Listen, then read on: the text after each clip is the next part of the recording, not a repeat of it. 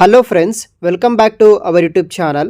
So మనకి the new India assurance company limited నుండి 500 assistant job role కోసం recruitment చేసుకోవడానికి నోటిఫికేషన్ రిలీజ్ అయితే చేశారు. ఆంధ్రప్రదేశ్ మరియు తెలుగులోకి ఈ యొక్క తెలంగాణలో వచ్చేసి తెలుగు లాంగ్వేజ్ మీద పనిచేసే విధంగా ఈ యొక్క అష్యూరెన్స్ కంపెనీ వాళ్ళు హైరింగ్స్ అనేది కూడా చేసుకుంటున్నారు. టోటల్ 500 అసిస్టెంట్ రోల్స్ అయితే ఉన్నాయన్నమాట.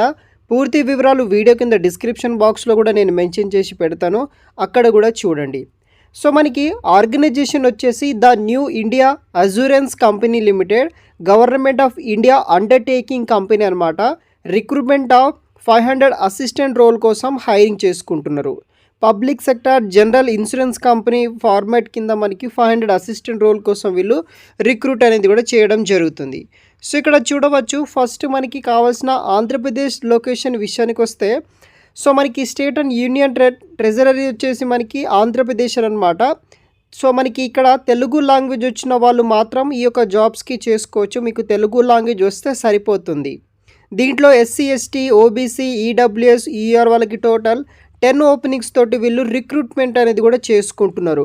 మీకు లోకల్ లాంగ్వేజ్ తెలుగు అనేది కూడా రాయాల్సి ఉంటుంది.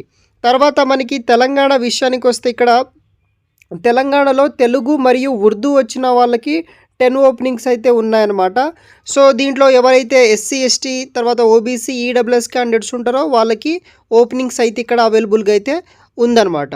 తర్వాత ఇక్కడ మనకి రిజిస్ట్రేషన్స్ గట్లాంటి డీటెయిల్స్ విషయానికి వస్తే, online registration and payment application fee వచ్చేసి 17th డిసెంబర్ నుండి స్టార్ట్ అయ్యి జనవరి 1 వరకు మీరు అప్లికేషన్ అనేది కూడా చేసుకోవాల్సి అయితే ఉంటుంది.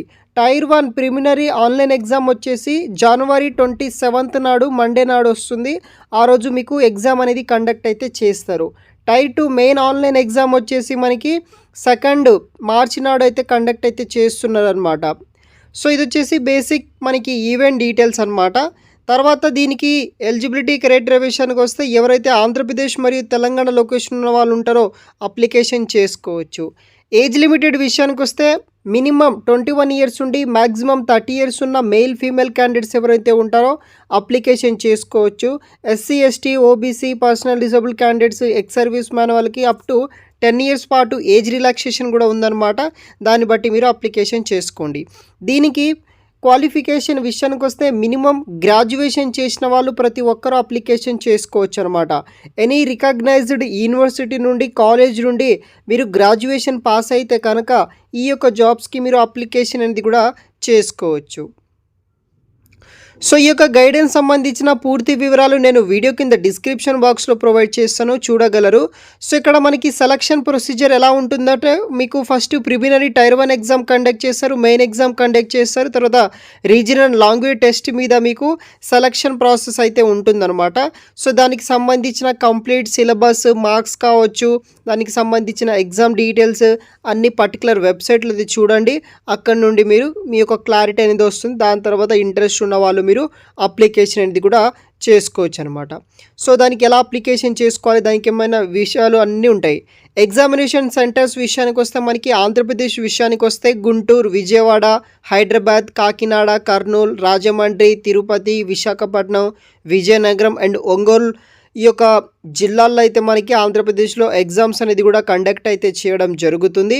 తర్వాత మనకి ఏదైతే తెలంగాణ స్టూడెంట్స్ ఉంటారో వాళ్ళకు వచ్చేసి హైదరాబాద్, కరీంనగర్, ఖమ్మం, వరంగల్ లొకేషన్స్లో మనకి కండక్ట్ అయితే చేస్తారనమాట ఎగ్జామ్స్.